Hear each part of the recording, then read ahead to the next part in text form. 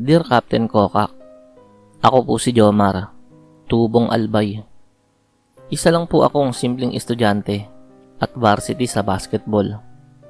Kaya halos gabi na ako palagi kung umuwi galing ensayo. Isang gabi ng Miyerkules, habang naglalakad ako pa uwi mula sa court, madilim at tahimik ang daan pa uwi sa amin. Tanging mga alitap-tap lang ang nagsisilbing liwanag sa aking daraanan. May parte ng daan na tabi ng sagingan. Dito na nagsimula ang kababalaghan. Narinig ko ang tila iyak ng sanggol. Pero kakaiba, parang hindi sanggol kundi hayop na pilit ginagaya ang tunog ng bata. Napalunok ako at pinilit na wag pansinin. Ngunit habang naglalakad ako, biglang may mabigat na hangin ang dumaan. Tila may presensya sa likod ko. Pagtalikod ko, wala namang tao. Pero nang tumingin ako sa kaliwa, sa pagitan ng mga saging, may nakita akong nilalang na nakaupo sa lupa. Parang nakatuwad nga yun Kinakain ng isang manok na buhay pa. Ang tunog ng pagpunit ng laman at sabay ng paghigop ng dugo ay hindi ko makakalimutan. Mabagal kong binunot ang aking rosaryo at pinamulisa habang palihim na umaatras. Nang mapansin ako ng nilalang, tumingin ito. Itim ang balat, mahaba ang dila, at matulis ang mga ngipin. Nang umiti yun, parang gusto na nitong lumundag papunta sa akin. Mabilis akong tumakbo pa uwi. Hindi na ako lumingon. Pagdating ko sa bahay, sinabihan ko agad si nanay. Kinabukasan, 3 manok namin ang nawala. Ang natagpuan na lang ay mga balahibo sa lupa at bakas ng matulis na kuko sa kulungan ng mga manok. Simula noon, tuwing 12:00 ng gabi, may umiiyak pa rin sa likod ng bahay namin. Walang sanggol sa amin, walang buntis, pero ang iyak ay paulit-ulit.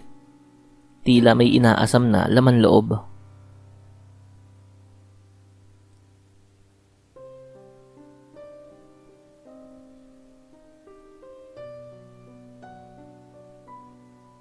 Dear Captain Kokak, ako po si Rosalinda, taga-Tiwi Albay. Ang kwento ko ay tungkol sa panganay kong anak na si Karen, na buntis noon sa kanyang panganay. Nasa ika-4 na buwan na siya ng kanyang pagbubuntis nang magsimulang may mangyari sa amin na hindi namin maipaliwanag. Gabi-gabi, 10:00 ng gabi, may naririnig kaming tik, tik, tik sa aming bubungan. Noong una, akala namin ay daga o pusa lang. Pero hindi normal ang tunog.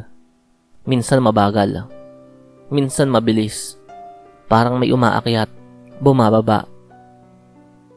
Isang gabi, nasobrahan na ako ng kaba. Hinintay ko ang tunog na yun. Pagdating ng 11:00, narinig ko na naman yun. Dahan-dahan akong sumilip sa bintana. May nakita akong anino sa ibabaw ng bubong. Parang babae. Nakaupo. Nakaputi pero mahaba ang buhok hanggang lupa. Nang lumiwanag dahil sa kidlat, tumambad ang kanyang muka. Hindi yun tao. Pula ang mga mata. Baliktad ang paa, na parang nakasampa sa mga balikat niya. At ang dila ay nakalaylay pababa. Sinusundot ang bubong. Alam kong gusto niyang sungkitin ang anak ko. Mabilis kong kinuha ang bawang, asin at ang itak ng asawa ko. Binuksan ko ang ilaw sa bakuran at nagsisisigaw. Pinagmumura ko ang nilalang at sinisigawan siya na kilala ko siya at pagsisisihan niya kapag hindi niya nilubayan ang anak ko. Kahit na hindi ko naman talaga kilala kung sino ang aswang na yun. Nagsaboy ako ng asin sa bubong at nagdasal. Bigla itong napahiyaw. Isang huni ng baboy at uwak ang tila pinagsama ang pumaimbabaw. Pagkalipas ng ilang minuto, wala na siya. Kinabukasan, may bakas ng mga paa sa bubong at basang-basa yun ng mabahong langis at laway. Simula noon, Hindi na kami natutulog nang hindi naglalagay ng bawang sa bawat sulok ng bahay. At si Karen, ligtas na nanganak. Salamat sa Diyos.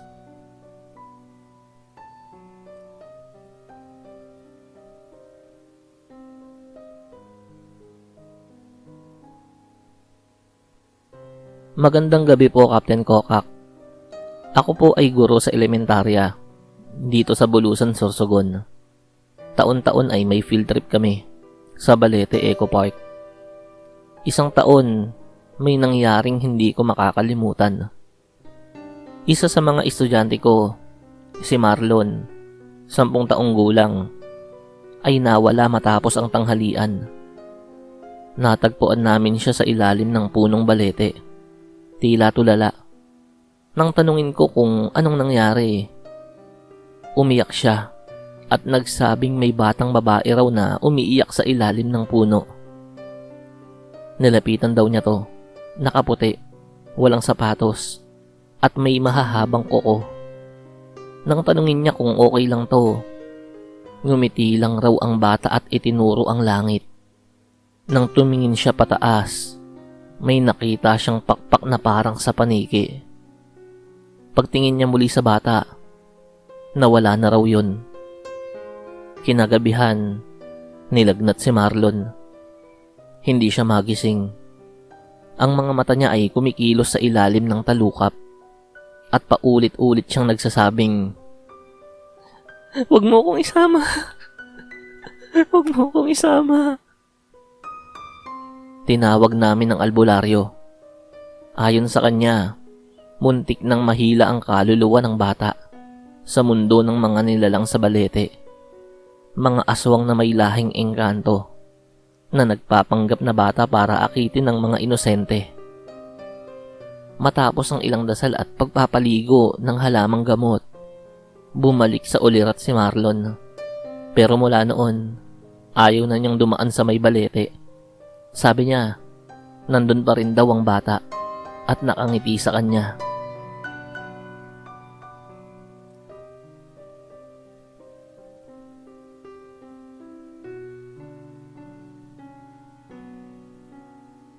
Dear Captain Kokak, ako po si Maylin. Noong masira ang bahay namin sa Tabaco dahil sa bagyong Rolly, pansamantala kaming tumira sa kubo ng aking lola. Isang gabi, habang malakas ang ulan at ang mga batay tulog na, narinig naming mag-asawa ang kaluskos sa itaas ng bubong. Akala ng mister ko ay mga sangalang o hayop, pero habang lumalalim ang gabi, palakas ng palakas ang tunog. Tila ba may gumagapang sa bubong paikot-ikot. Nagsindi kami ng kandila dahil nawala ng kuryente. Maya-maya, biglang bumukas ang pinto. Hindi to bumukas ng normal, parang sinipa. Pero walang tao sa labas. Bigla na lang may aninong dumaan. Mabagal ang hakbang. Babae na mahaba ang buhok, pero ang liig niya'y parang may maluwag na goma. Habang tumatagal, humahaba at parang sinusundan ng kandila. Nang tumingin ako, nakita ko ang mga mata niya. Pulang-pula at ang bibig may ngipin na matutulis. Mabilis kong sinabuyan ng asin yun. Napasigaw siya. Isang halinghing ng hayop ang narinig ko. Nagsara bigla ang pinto at lumamig ang paligid. Kinabukasan, wala na ang bakas niya. Pero ang mga manok sa likod bahay namin, patay na at wala ng lamang loob. Hanggang ngayon, nagsisindi pa rin ako ng kandila at nagsasabit ng bawang. Natatakot kasi ako na baka bumalik siya.